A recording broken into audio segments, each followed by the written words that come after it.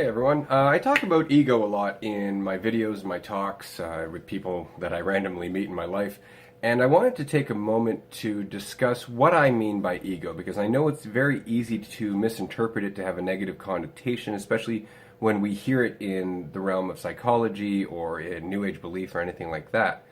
So when I'm talking about ego, specifically I'm talking about the mechanism of creating a self-image and using that self-image in order to deal with the world around you. And it's something that we do a lot. It's very easy to do. And we do it specifically to answer certain uncertainties and unknowns. You know, who am I? Where do I belong? What's going on? That kind of thing. And what's going to be happening next? A lot of times we invest in our self-image as a way of answering these questions, because to have them constantly unanswered, to have a constant state of questioning everything is a very difficult thing to do while you're also trying to pay your bills and deal with the day-to-day tasks that you have to deal with. So self-image itself, or ego, is not a bad thing. It's a mechanism. It's a tool that we have available to us in our mind. But it is not a thing in itself. And I know that often when we hear the term ego, or we look at behavior and we say that's egoic or egotistical, that's immediately looked at as a bad thing. Of, oh, okay, so you're saying I'm being full of myself. And that's not necessarily what we're talking about. What I'm talking about specifically is the use of that self-image, of that conceptual you, to answer your uncertainty, to answer your unknowns. And it's not a bad thing to do, because again, we all have different stories, we all have different lessons, we all have different names and labels and cultures and histories.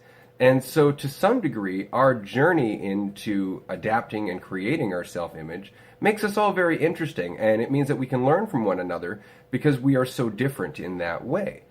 So there is a necessity to use that self-image there. On the other hand, if you're overcommitted to your self-image, then all of a sudden that concept of who you are, not only does it become an answer, it also becomes a limitation and a prison. And so you end up constantly looking at your self-image as a definition of your worth and your value, rather than just a convenient tool so that you're not constantly in the state of wondering what's going on and who you are.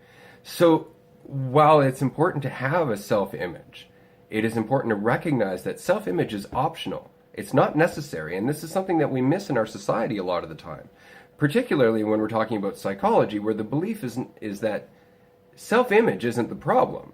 Negative self-image is the problem. If you have a positive self-image, well, then that's just hunky-dory. You go on your way, despite the fact that a positive self-image can have just as many consequences as a negative one. So the problem, again, is not self-image itself. It's the overcommitment to it and the lack of recognition that it's an option. It's not who you are. It's a tool for identifying who you are, but not necessarily for limiting who you are. And if you recognize that, well, then it's a lot easier to understand when you need to be egoic and when you don't. Now, a good example is martial arts or yoga or tai chi or meditation, sports, anything that makes you feel present and fulfilled. When you're in that state, you're not thinking about who you are. You're not existing as a concept or a self-defined idea. You're existing and you're fulfilled because of what you're doing, because of the state of being that you're experiencing. And so when we don't have enough of that, when we don't get enough exposure to that state, we start to actually fall into the idea that self-image is what's going to bring us there. And because very little in our society actually downplays that it actually says that's not the case. If anything, invest in your self-image. Get those motivational tapes. Get those vision boards and those ideas of what you deserve and who you are, and judge other people in order to make yourself feel like a better individual. These are common tactics that we use in our society all the time. And it's not necessarily meant to be vicious or vindictive. If anything, it's meant to be a mechanism for making sure that we don't crumble under the stress of our own uncertainty. So understanding that the ego is not a negative actually makes it a lot easier to deal with it. It's not something to be fought. It's not something that's your obstacle to feeling enlightened. It's something that you naturally have the ability to access, but don't necessarily understand the use of or consequences of using. It's very much like if you were holding a chainsaw and you didn't understand at all what the chainsaw was doing. You just swung it around while it was on. You'd create a lot of destruction. Sure, you might get a few logs cut and you might see a little bit of a benefit there. But the fact is, The chainsaw is not supposed to be used for everything, just in the same way that your ego is not supposed to be used for everything. The ego is a great way of answering some of your uncertainty, but it does very little to expand your context, and it does very little towards fulfillment. Being out of a state of ego or out of a state of self-image when you're present, when you're not thinking about who you are or operating at a defined self-worth, well, then all of a sudden you're experiencing the state that we want to experience, that state of creativity, of energy, of focus, of clarity. And it has nothing to do with self-image.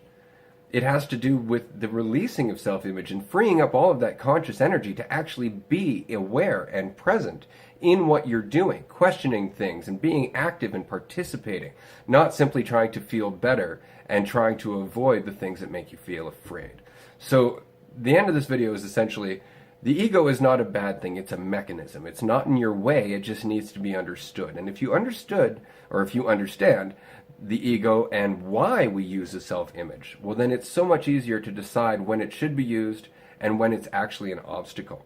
So that's my thought. If you have any questions or if you've had an experience with your own self-image or ego and you'd like to discuss it, please leave a comment or get in touch with me or visit my website, any of those things, and I'll be happy to respond.